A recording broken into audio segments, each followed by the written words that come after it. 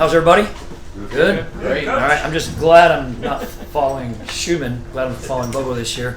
Anytime you follow Schumann, Curl might be a little dead. I'm kidding. All right, who's up?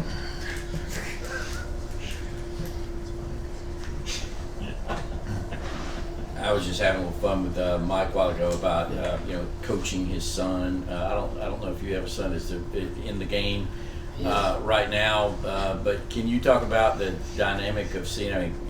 Kirby's a son of a coach, champ, and East Coast. What's just been your observations seeing it? Man, just a lot of pride, right? Just first off, to have a son that has the ability to play college football, and then you get the opportunity to coach him. I mean, that it's probably a very rare occurrence to be able to coach your son in college. But coach has such pride in Drew and what he's been able to do, and he's done an unbelievable job too. And he coaches him like he's no different than anybody else. He treats him like everybody else, but the sense of pride is there because there'll be some highlights he'll make, and in the offensive unit meeting he'll highlight that and go, "Hey, that's my boy," So it's pretty cool to see that, And if I ever had the chance to coach my son, I don't think he'd be any different. Yeah, Coach, over here to your right. I'm curious where your energy comes from. Where's the juice come from? You seem to have ample. Well, there's a very high expectation, Brooks, that you bring it. All right, that comes from the head coach, and so I don't want to disappoint. And so, first off, is I do it because the expectation around here is you got to be the best coach at your position in the country, and if you're not having juice or you're not having fun doing it, how can you be that way, right? The other thing is I get a chance to coach football at the University of Georgia, my alma mater, coaching tight ends, okay, which I believe the best position group in the country. Why would I not be excited to come to work and do that, right? And so I'm very blessed, I'm very thankful to have that opportunity, and not to say it, I'm not moody. My kids get on me too sometimes when I'm not in the best moods, but it's just that excitement to be here, man. I mean, to walk in with that G on my chest, and that means something to me. Personally, my family's changed my life, and so why wouldn't I be excited, and why wouldn't I bring that juice every day? Coach Bug was talking about Yurosek and mentioned that for a short time he's been with the program. He's not afraid of being uncomfortable. That's right. I wonder if you can kind of give some examples of kind of how he's kind of worked through that. Yes, sir. All right. So first off, it's Yurosek. He is Polish. Okay, so I learned that during the recruitment process, and Ben. First off, an unbelievable kid, all right? Unbelievable kid, very mature, as you would expect, a graduate coming from Stanford. He has a presence about him that's this just calm, poised, in control. Nothing really, makes him get upset. Really, not that he's perfect, but he understands. He's mature. He's able. If a bad play happens, he's able to put it behind him and move on, and a lot of times younger players can't do that. So he does have that maturity and that senior leadership that our room might have been lacking because we have a lot of younger players in that room. But he's fit right in, Dash. He fits our room from a toughness and a physicality standpoint. He's physical at the line of scrimmage, and he fits our room from an athletic standpoint too. The dude can run and catch. That's one of the main characters you got to have to play tight end, especially on our offense, is the ability to run and catch the football and the ability to do something with it in your hands once you do catch it. And he's shown all those qualities this point in camp.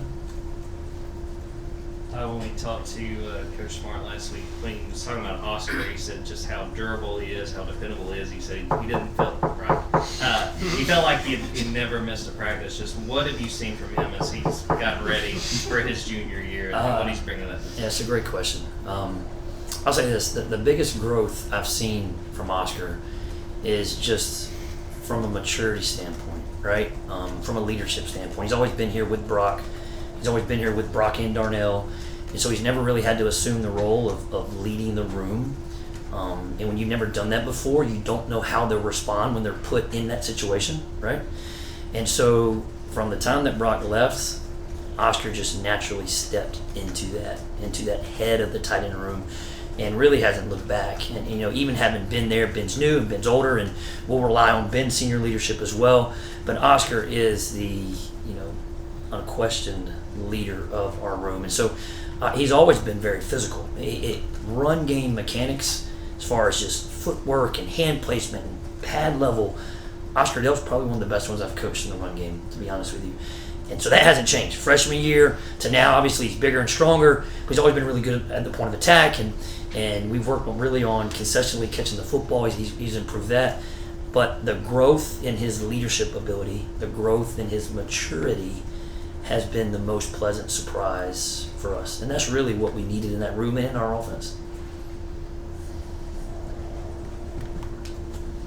Yeah, Todd, there's obviously a lot of excitement around Ben Yurosek, but how did Lawson Lattimore sort of take that news that you guys were going to bring in a transfer tight end, and how have you seen him sort of attack, grow, continue to work as a player this offseason? Yeah, I think Lawson, okay, is a competitive, he has high competitive character, similar to Brock. Lawson wants me to always give him more. He's always asking for more roles, for more plays. He's asking for more tape.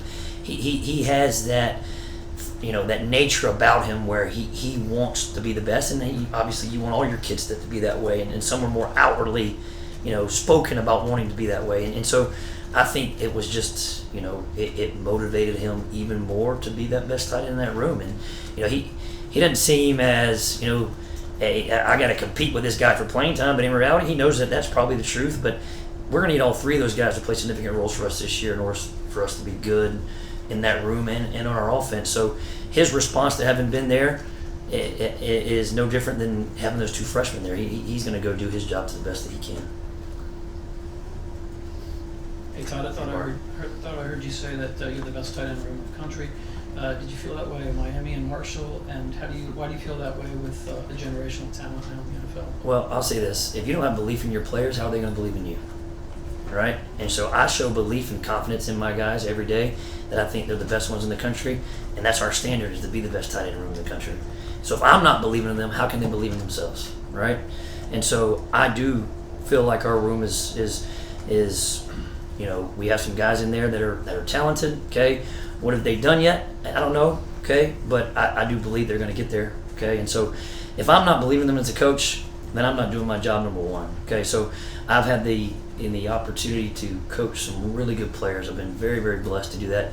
My time at Marshall with Gator Hoskins and Frohnapple and Yurosek, and my time at Miami, obviously, with Njoku and Herndon and Brevin Jordan, Will Mallory, and then my time at Georgia, even starting with Charlie Warner, okay, and Fitzpatrick and Trey McKitty and Darnell Washington and Brock Bauer. So, there's been a long line of some good tight ends that I've had the opportunity just to coach them, and I'm very thankful that I've had that chance. This is kind of along those lines, but the first day of practice, I was walking by and noticed your group. You're right there on the sideline, but I did a double take, what group is that? Because there were so many players. Yeah. I mean, you got a pretty good representation of walk-ons as well, and Sir. They all look like pretty big dudes. Can you just talk about how you handle that? And what are your numbers out there, including walk-ons and stuff that you're working with every day? Yeah, it's first off, let me say and this is a big deal in college football nowadays, like the walk-on, right? What's going to happen to the walk-on? We can't do it. We can't operate, how we practice without these walk-ons. They serve such a pivotal role in the way we do things at Georgia from a practice standpoint, from a walkthrough standpoint. And so we're very thankful that they are here. And an old coach told me, John Fabrics used to say, everybody has a role, right? And embrace your role. And one role might be a little bit more valuable than the other, but we all go to the same place in the end, all right? From the top to the bottom, from the starting quarterback to the bottom walk-on, we're all going to the same place in the end. So everybody has to embrace their role. And I've always taught, Joe T back in the day said, hey, don't treat that guy any different. He might be the governor of the state one day, right? And so I've always remember that. Yeah. And so I don't treat those walk-ons any different than I treat my starters or my scholarship kids. And I think those guys appreciate that. They get a high five and a chest bump when they make a play, and they get a foot up their butt when they don't. Just like the starters do. So I'm very thankful for the guys that I have in that room and the guys that we have on our team that help us out. Specifically at tight end, we have 11 total in that room. Okay, as far as numbers, we have 5 scholarship and 6 walk-ons, and in camp I have 4 walk-ons in camp, so that gives me 9 total here right now. And so, and that's usually about normal for tight ends, Chip. It's about anywhere between 9 to 11. Thank you. Mm-hmm. Yeah, Coach, the majority of transfers at Georgia are either guys that y'all have played against or have previous existing relationships with. Yeah. What was the connection point with Yurosek, or was this just a football player that you guys saw and identified as talented and wanted? Yeah, the whole portal process there's no blueprint for it, right? And I think the one thing that Coach Smart does a great job of is he is very selective about who he brings in. Sometimes it might look like we're not as active in the portal as other people, but I think there's a reason for that, right? Like there's a culture and a standard here, and he is very selective about who he brings in because locker room dynamics are important, and so you have to fit certain criteria, not just how many catches did he have, how many yards did he have, like not just that, like the person's got to check out too, right? And so to your point, like yeah, it's usually people that he knows that we're very familiar with, and Ben really didn't fit that other than Ben was older. Right, and if you look at our room, if we needed anything, we probably needed a little bit of experience in that room as a kid that's played a lot at major level college football, and he was very productive. A couple injuries here and there, but very productive. And you just know that coming from Stanford, he's going to be able to handle the high academic load that Georgia was going to give him. He's going to be able to handle an NFL type pro style offense. That's what they did there. So those things were already a given. And then you turn the tape on, and he does run well, and he does catch, and he kind of hits the physical attributes that you look for too. So even though we didn't have as much familiar with, he didn't play in our league, we didn't know that much about him, we knew those other things, and they kind of checked the boxes for us. Yeah, Brock Bowers now off in the NFL. What's different about coaching this tight end room with him not being there, and do you miss at all coaching a player like that? I haven't approached it any differently. Okay, whether Brock was there or Brock wasn't there, pre-Brock, post-Brock. Okay, you approach it the same way. Okay, it's my job to make sure my unit, okay, plays, practices, okay, prepare to the best of their ability. Okay, and it's also my job to make sure I get every ounce out of them that I can. Right, and so. Obviously, personally, I'm gonna miss Brock. I love Brock. Okay, recruited Brock, and kind of anytime you can recruit a kid, sign a kid, see it all the way through, and now see him in the NFL and kind of achieve that dream that you told them about during recruiting, that is a fulfilling, process. And so I'm gonna miss him, but that doesn't have any effect on our team this year. These guys, we go out and we got the same plays that we've always had in this offense. He's just a different person doing it. And so, he is a monumental player in the history of Georgia football, and I don't think you'll ever replace that. But guess what? Oscar Delp. I'm going to coach Oscar Delp just like I coach Brock Bowers and Lawson Lattimore and Ben Yurosek and those 2 freshmen as well. Like, I'm not going to coach them any differently. Hey, Todd.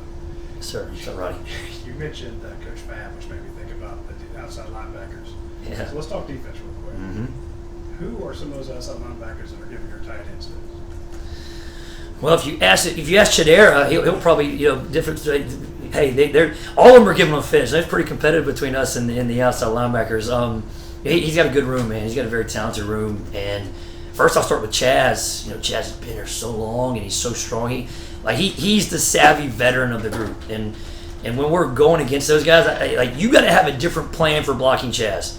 Because when we go up to the line of scrimmage and we tell the play, Chaz has probably heard that play, 1,000 times, so he knows exactly what's coming. So our guys get so frustrated when Chad seems to be exactly where he needs to be when he's supposed to be there.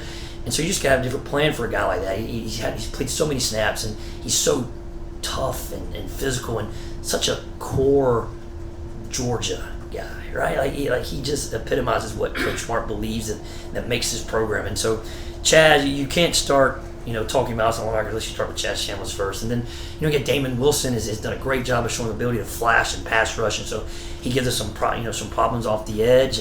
And you got, I'm just trying to think, Sam and Pimba.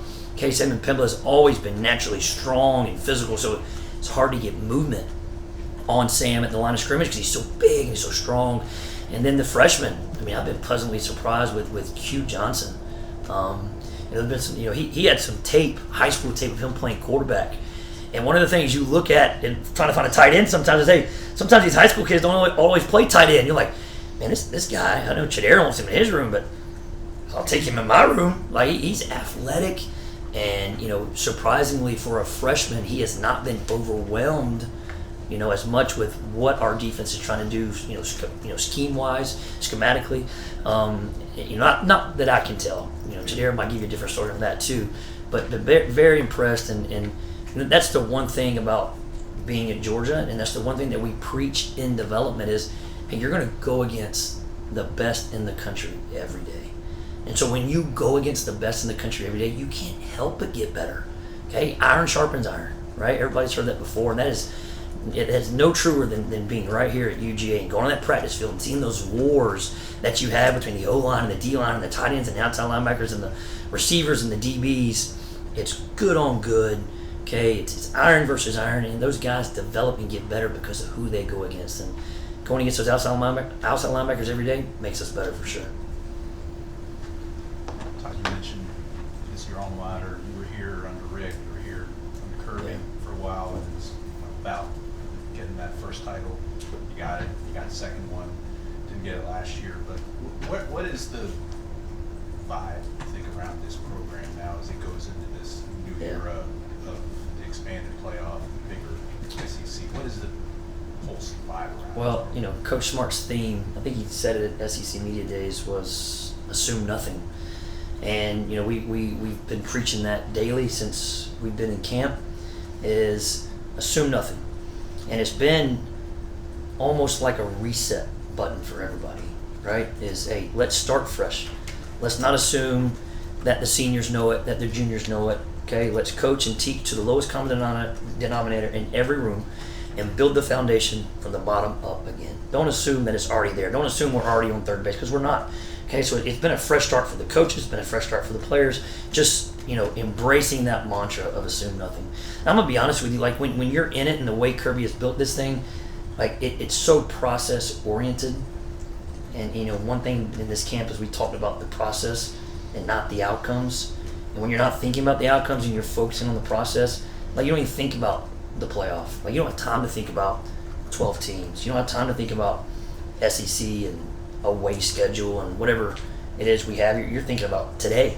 Like, yeah, I'm thinking about what I have to do at 1 o'clock. Like it's 12:40 and I'm getting a little nervous because I got a 1 o'clock meeting. And that's kind of how he's built this thing. It's so segmented, right? Like the process is so detailed and so disciplined that you can't look ahead. You can't look behind. You have to look right now what we have to do to get better today as a team, as an offense, as a unit, and you're not allowed to look ahead. And that's, I think has contributed to our success that Kirby's had and will contribute to our success moving forward. Got time for one more question? Thank you. Yeah, you mentioned the freshman earlier. It's just what have been your observations of those two guys so far, especially comparing Jaden, who was here for bowl practices, and Colton, who arrived in the summer? Yeah, Colton was here for spring as well. So they both were here in January. I've been pleasantly surprised actually to see the growth from spring football to summer to now to fall camp. Right, like if there's ever a great example of why kids, the advantage, okay, of graduating mid-year and coming in and having 15 spring practices and a winter workout program and a summer workout program and getting a college semester of academic courses under your belt already, you can look at those two freshman tight ends in Colton Heinrich and Jane Riddell, because they were swimming in the deep end in January through May. And then they come back in June and it's like they've already been here for a year. And I'm not saying they're where they need to be to help us contribute right now, and I'm not even saying that we're asking them to do that. Heck, we might need them at some point this season, and we're preparing them like we will, okay? But to see the growth from the spring and to right now, I have been pleasantly surprised, and I'm very happy with their progress. Thank you, Coach. Thank you all.